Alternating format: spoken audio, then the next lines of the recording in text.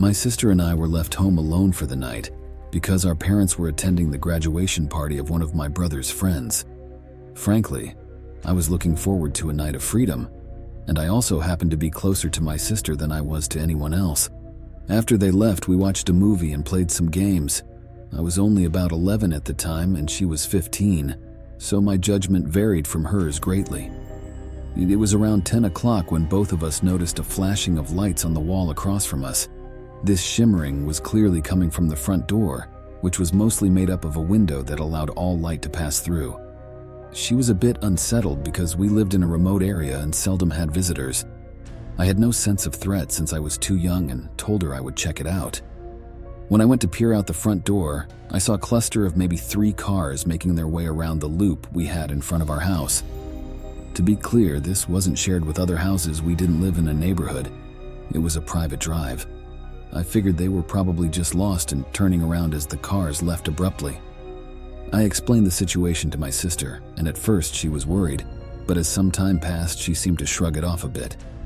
We finished watching TV and were beginning to clean up around our house when we heard the knob on the entrance door via the garage being fiddled with. It was a bit faint and could have been an animal, which happened a lot. I didn't worry too much, but my sister continued to grow skeptical. This struggling with the knob went on for a minute or so and was accompanied by some jingling and started to sound like something was being stuck in the keyhole. It subsided and then was finished with a firm pound on the door as we heard it echo throughout the house. As someone who was still rather ignorant of danger, I became scared, and my sister looked at me as we sat in silence. We paused for about 5 seconds out of shock, and before we could make any movements, we heard the door from our basement open and slam shut. Our basement staircase was across the house, and there was no way one single person could have covered the distance in that time. Using a separate staircase, we crept upstairs with haste. Both of us ran to my sister's room and we hid in her closet. Once in there, we got on the phone with our parents and informed them. They notified the police and informed us to stay put. In her closet, we fumbled through the dark to grab items that we could use to defend ourselves. She grabbed her snowboard, which had a sharp metal edge on the end, and I could find nothing better than a sturdy hanger. Both of us breathing heavily, we soon noticed something outgrow the sound of our breaths. We heard footsteps resonate and increase in volume as they came closer and closer to her room. Right as the steps came to a stop, we looked at each other in terror because we knew that this person was now in the room. From under the closet, we saw light pierce through the crack as the switch was flicked. The person walked around the room and began moving stuff as we could hear from behind the door. The rummaging stopped, and the footsteps returned. They were distinctly growing much louder, and 2 shadows formed beneath the crack of light under the door, where his feet had prevented light from coming through.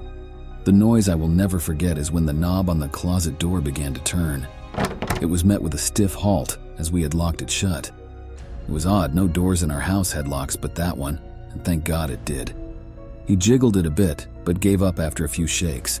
His footsteps grew more distant and soon faded.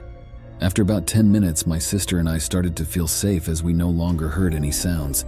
She explained to me that the distance from the closet to the window that allowed us on the roof was only about 5 feet. We mustered up the courage and darted for the roof. Once up there, we felt much safer as no one would ever check there. We waited for about 15 minutes and the cops soon came. They arrived and we got back into the house. It was as if we were returning to a completely different house. Everything had been trashed and ransacked.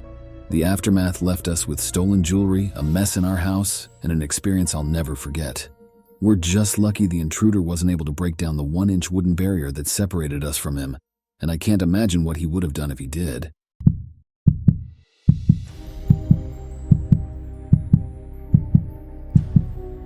It was the middle of summer, and my parents had left for the weekend to go to our house in Cape Cod.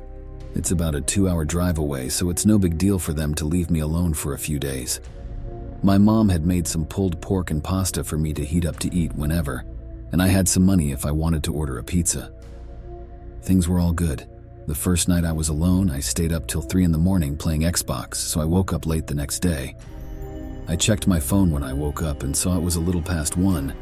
I had made plans to play some street hockey with my friends at 3, so I threw myself out of bed and stumbled into the shower. I take long showers, So when my parents are gone, I go mental. I was in there for about 45 minutes on my phone scrolling through Reddit and Twitter and whatnot when I heard my front door open. The bathroom is directly up the stairs from the back door, and the thing is pretty loud when it opens and closes. I immediately froze, since obviously I was supposed to be alone. I waited for about 2 minutes, ears trained in trying to hear anything else. Nothing. I figured it was just the wind or maybe my parents were home early, so I turned off the shower, wrapped my towel around myself, and slowly walked down the stairs to check it out.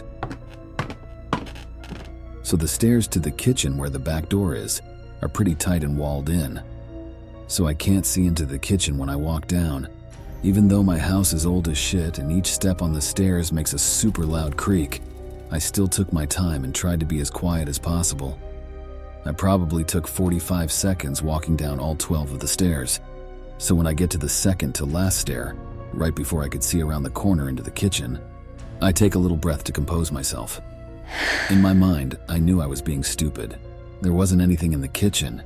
There's no way I wouldn't have heard another noise, and there's no reason for them to still be in the kitchen, even if there were burglars or something in the house. After sort of mentally chastising myself for being such a wuss, I sort of chuckled to myself for being so stupid and just normally walked the last 2 stairs and turned the corner into the kitchen. Standing about 2 feet away from me in the middle of my kitchen is a man staring straight at me, perfectly still with a massive smile across his face, just staring at me. The thing I remember most vividly wasn't his face or his smile, but his arms. They weren't just at his side. He held them in the strangest, most abnormal position I've ever seen. They were where one would normally hold their arms, but he had rotated them to the point where they were almost completely reversed, as well as lifting them and a little behind himself.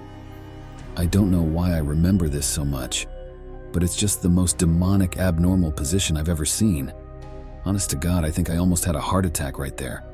Looking back, I can realize how fucking creepy this situation was, but in the moment, I just took a step towards him and punched him as hard as I could in the jaw, sort of half slapping/pushing him towards the ground. The second I connected, I beelined up the stairs, dropping my towel in the kitchen with my heart beating out of control. I fucking sprinted into my room and locked the door behind me. I quickly put a chair up against the doorknob like you see on TV. Almost without thinking, I immediately called 911 and nearly in tears told the operator what happened. As I sat on the floor of my room, in practically the fetal position, staring at the door praying that a cop would be here soon, I noticed the light coming from the gap between my door had stopped. The fucker was standing outside my door. There are no words to describe the feeling I had. I was paralyzed with fear, watching the shadow across the bottom of the door shift in tiny ways. I stayed balled up, staring at the gap, praying the man would go away for what seemed like an hour. All the while, the 911 operator was asking, "Hello, sir? Sir, are you there? Hello?" I didn't want to make a noise, and even if I wanted to move my arms to bring the phone to my mouth, I don't think I could have. Eventually, the light returned to the gap, and I heard the faintest of footsteps, slowly creaking the wooden floorboards as he walked down the hall. It was silent for minutes as I just sat there curled up, unable to even speak. I heard banging on the front door and the sound of 2 officers entering my house. I finally felt safe, and I opened the door to the 2 of them standing there. I almost cried. Nowadays, my parents don't even leave me home alone anymore, thank God, and I check every lock on the house before going to bed. I still get nightmares occasionally, and my heart starts racing whenever I see someone standing still, but I'm doing all right.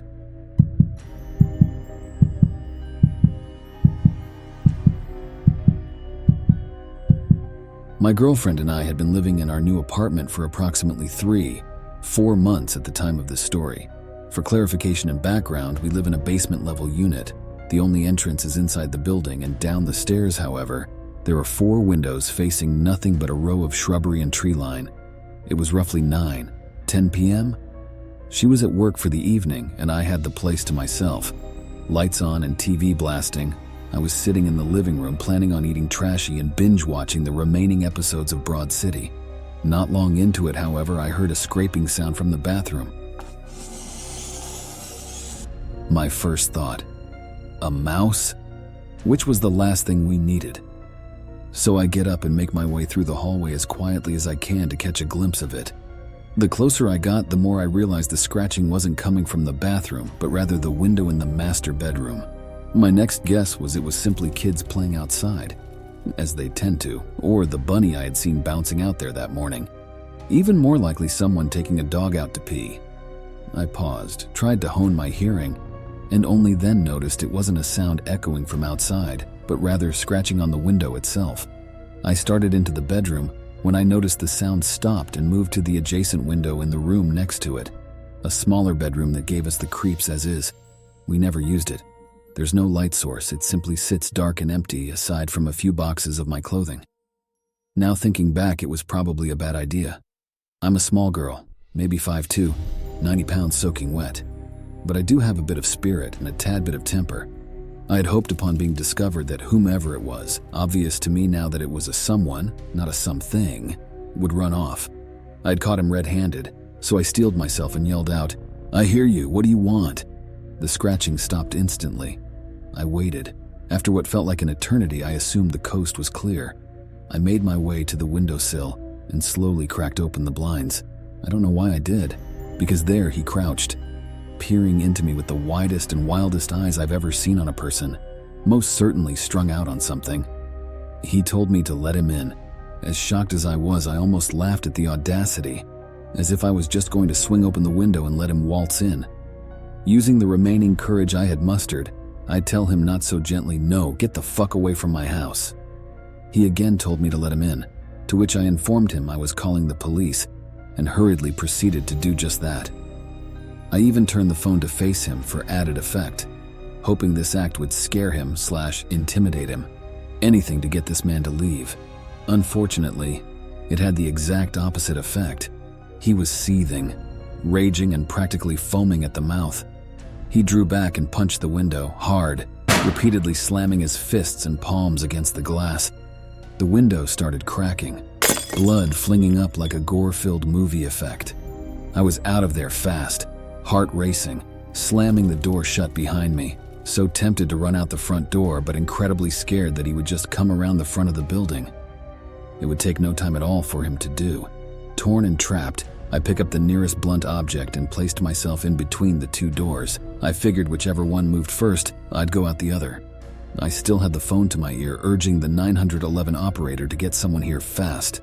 In my panicked state, I also feared for my girlfriend who would be coming home soon. I messaged her warning her about what was going on. Eventually, sirens and a pounding came to the front door. The police had arrived. I explained what had happened and they searched the apartment and area near the window, coming back with a set of keys that he had possibly dropped but no sign of him other than the broken window. They took a sample from the blood splatter on what was left of the glass. My girlfriend came home shortly after, having left work early and calling the police herself. I'm grateful she did. Maintenance had been notified and they threw up temporary boarding until it could be repaired. They never actually found the guy, or if they did, I never received any updates about it. Definitely didn't get any sleep that night.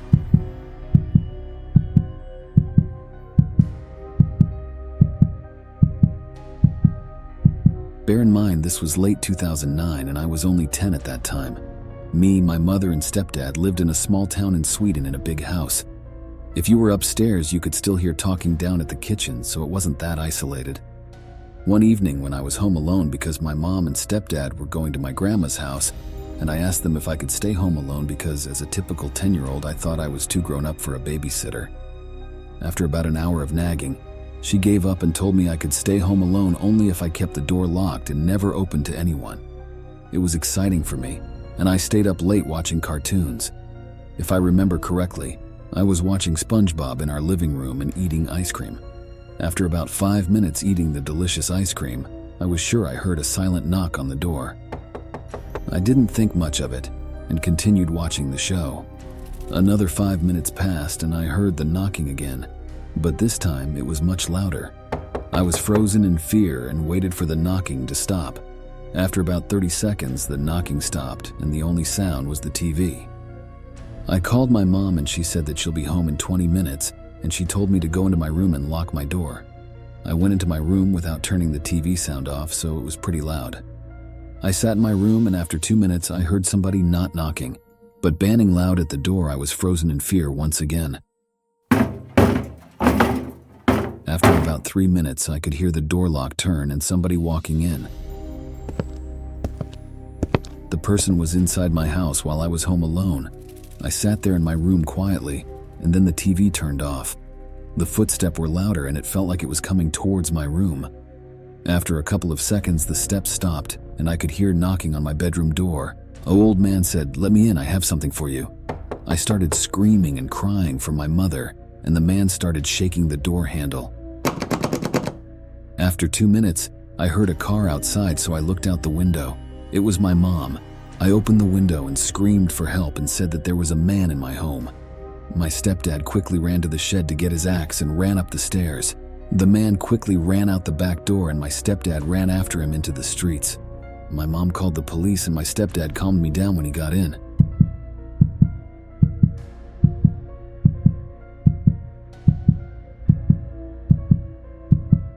I think I was about 14 years old when this happened. An old childhood friend moved back to my state after settling in Hawaii for a couple of years. I was so happy to see her, and of course, immediately planned to have a sleepover. Unfortunately, she had moved pretty far from my area, as rent had only skyrocketed in the last 4 years she was gone. Her mom was a single mom, and she also had a younger brother, which probably didn't make it any easier. They had managed to find a house to rent that was kind of in the middle of nowhere. They were on a property with farm animals and acres of forest and fields, and the nearest neighbor was nowhere in sight. It was a 20-minute drive to the nearest town from her house, which left it kind of isolated. Anyways, I get there and we immediately decide to go camping in the backyard, just like we used to when we were next-door neighbors in the suburbs.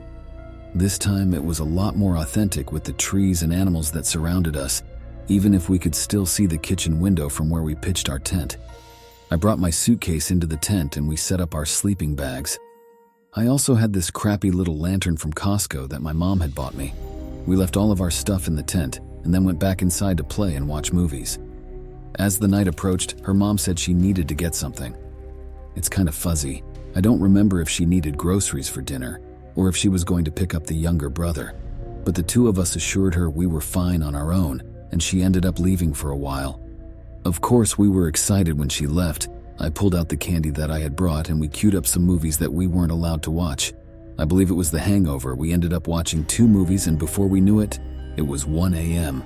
The living room we were in was right next to the front door, a wall of windows with crappy plastic blinds offering a lot of natural light in the daytime. All of the lights were on inside the house. It made us feel safer since we could see everything around us, but it also made seeing outside into the pitch dark impossible. We started up our 3rd movie of the night, and it was kind of an unspoken agreement that the camping idea was out, and that we were probably just going to fall asleep on our nest of blankets on the couch. But before we could get too comfortable, her dog started barking. My friend was kind of annoyed, but also confused because her dog was normally pretty quiet. Her dog started running around barking, and after a couple of minutes, we managed to get her to quiet down. She was a small dog, and we wrapped her up with us in the blankets. We continued our movie for another 5 minutes before there was a loud knock at the door. Me and my friend froze. We looked at each other confused as to who it could be.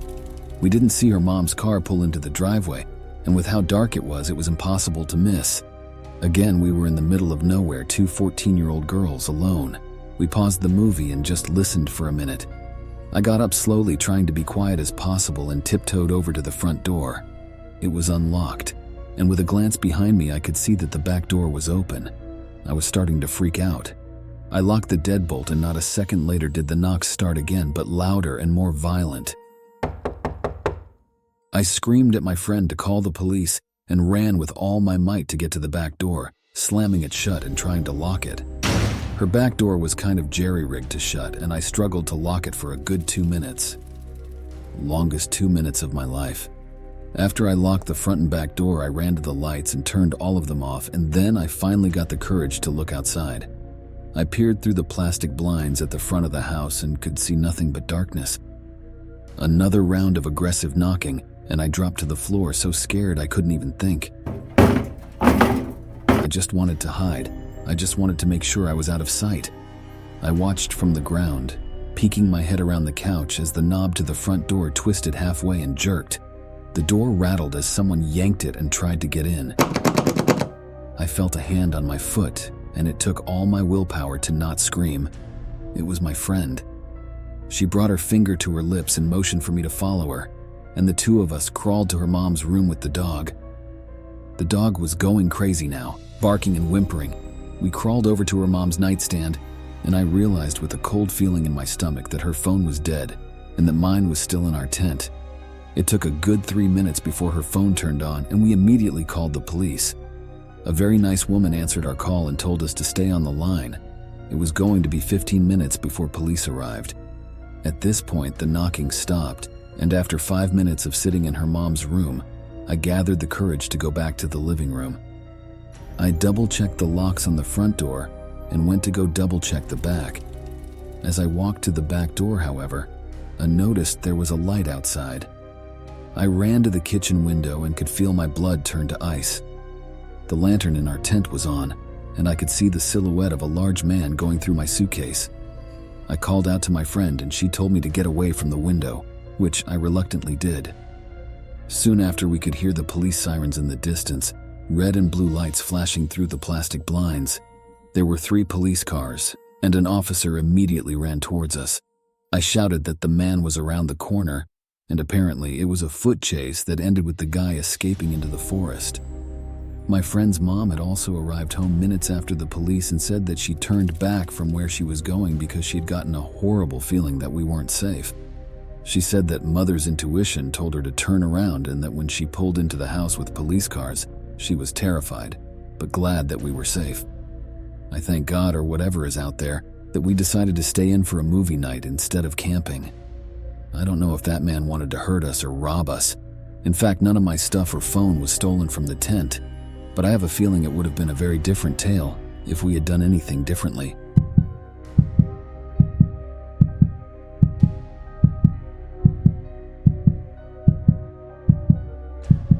When I was like 8 or 9, I was staying home alone while my parents went to dinner. They weren't gone long, and they trusted I would pretty much just watch TV, which I was, and I was sitting on the couch watching Cartoon Network. Our living room is positioned so that there's one door-sized window on each side of the TV. At around 7 p.m., I saw a quick flash behind the blinds of the window on the right side of the TV. From that window in the day, you could see cars coming down the road, so I kinda just thought it was a car and left it. Not even a minute later, it flashed again twice very quickly. Now I was confused. I saw that my front porch lights were on, so I didn't think for it to be a burglar. I slowly got up from the couch and waddled over to the blinds and peeped through the slit of them by spreading 2 of the bar thingies that hang down to make the blinds. And I shit you not, I saw a giant-ass belt right in front of me, and I knew someone was there. What was worse is that the guy now knew I was there, because as soon as the light from my living room went through the blinds, I saw his whole body begin to shift down to my level. And that's when I ran away from it as fast as I could. I grabbed our little house phone and hid in my parents' room after locking the door. I was stupid and forgot to bring my dogs with me, and they were going apeshit outside the room. I called my mom and told her what I saw, and she later told me that she immediately got up from the table at the restaurant and took the car to get home. As soon as she told me she was on her way, I heard banging on my front door, followed by the sound of glass crashing everywhere on my tiled floor entryway. I couldn't believe this guy was still trying to bust in. Soon later, I heard boots clomping on the floor and was scared shitless at this point.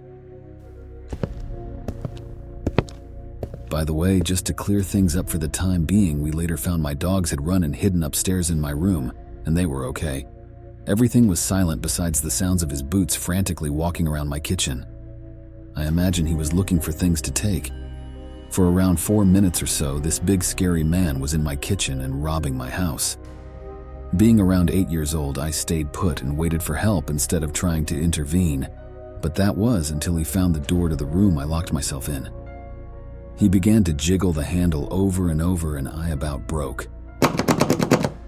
I was crying the hardest I ever had under my breath, but eventually, I accidentally let out a tiny peep and the jiggling stopped.